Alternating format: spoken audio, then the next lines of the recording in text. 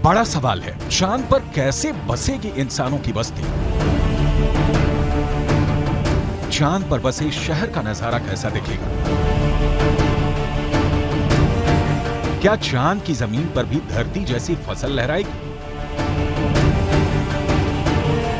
क्या चांद की धरती पर खेती मुमकिन है?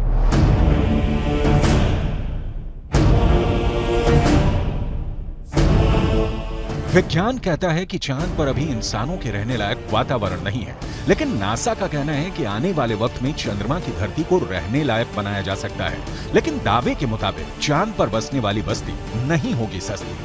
अंतरिक्ष में चंद्रमा धरती का सबसे करीबी पड़ोसी पिंड है।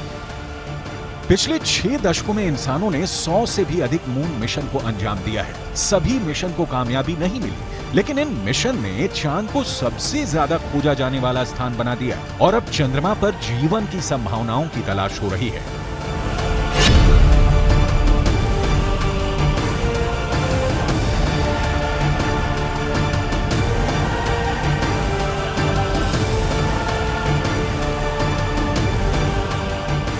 अभी तक चंद्रमा से जुड़ी कई हैरान कर देने वाली जानकारियां सामने आई हैं। दावा किया जाता है कि चंद्रमा की मिट्टी में कई तरह के खनिज हैं। चांद की सतह पर पानी होने के भी सबूत मिल चुके हैं। वैज्ञानिकों का मानना है कि चांद पर जीवन के सबूत भी मिल सकते हैं। संभावना जताई जा रही है कि भविष्य में चंद्रमा पर मानव बस्ती बसाने का सपना पूरा हो सकता है, लेकिन ये काम इतना भी आसान नहीं है। चंद्रमा पर इंसान के कदम भले ही साल 1969 में पड़ गए हों,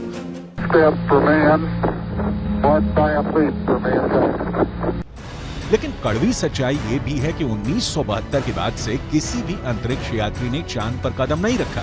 जब से इंसान ने चांद पर कदम रखा है, तभी से वहां इंसानी बस्ती बसाने की चर्चा चल रही है। 1972 से अभी तक 51 सालों में कई मून मिशन भेजे गए और उससे जो जानकारी हासिल हुई, उसके बाद से अब चांद पर मानव बस्ती का सपना जल्द आसान हो सकता है, लेकिन ये बहुत अधिक खर्चीला भी हो सकता है। क्योंकि अगर चंद्रमा पर कॉलोनी शुरू करने के लिए धरती से सामान भेजने होंगे तो ये काफी महंगा साबित होगा। एक अनुमान के मुताबिक सिर्फ 100 लोगों के लिए चांद पर जरूरी सामान भेजने के लिए करीब 1.25 लाख करोड़ रुपए का खर्च आएगा। ऐसे में अगर चांद पर इंसान को रहने लायक बस्ती बसानी है तो सबसे पहले रोटी, कपड़ा और मकान जैसी बुनियादी जरूरतों को पूरा करना होगा, जिसमें सांस लेने के लिए हवा, पीने के लिए पानी, पेट भरने के लिए खाना, हवा के दबाव से लैस रहने लायक जगह और रोशनी के लिए बिजली जरूरी होगी।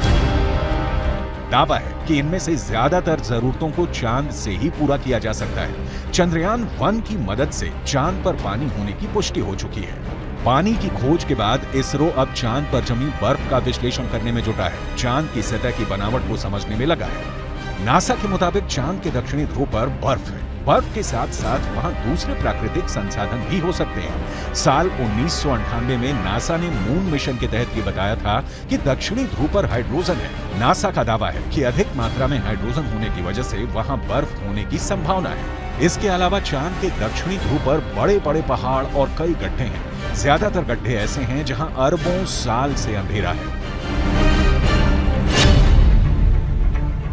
अमेरिका के नासा के मुताबिक घुप अंधेरे के बीच यहां बर्फ का जमाव हो सकता है। अंदाजा ये भी है कि चांद के दक्षिणी ध्रुव पर अरबों सालों से पानी बर्फ के रूप में जमा हो सकता है। अगर चंद्रयान 3 का लैंडर और रोवर चांद पर बर्फ की मौजूदगी की पुष्टि कर देते हैं तो वहां मानव बस्ती बसाने की संभावना और बढ़ जाएगी। हालांकि इससे पहले भी चंद्रमा की सतह पर पानी होने के संकेत मिले थे। चांद के छाया में रहने वाले हिस्से में पानी के होने के संकेत मिल चुके हैं।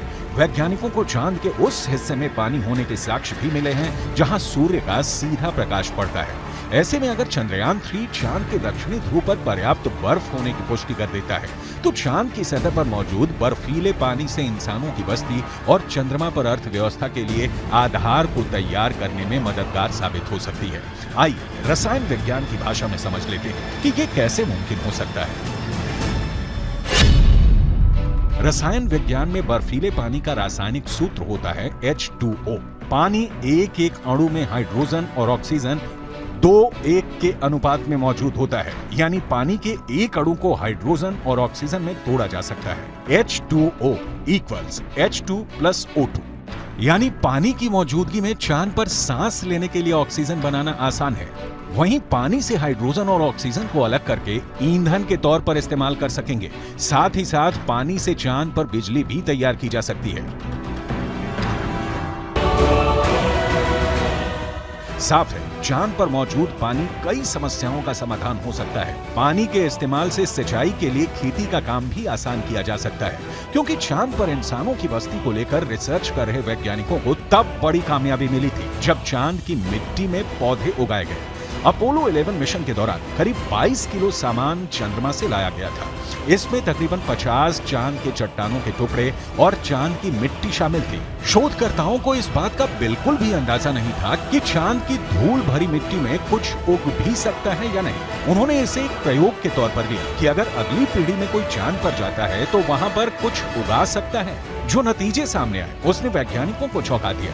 ऐसे में अगर चांद के दक्षिणी ध्रुव पर पर्याप्त मात्रा में पानी नहीं मिलता तो चांद पर बस्ती बसाने का सपना अधर में लटक सकता है। यानी चांद पर सस्ती बस्ती बसाने में चंद्रयान 3 बहुत बड़ा रोल निभाने वाला है, जिसकी शुरुआत चंद्रमा के दक्षिणी ध्रुव पर भारत के धमाकेदार दस्तक के साथ हो चुकी है।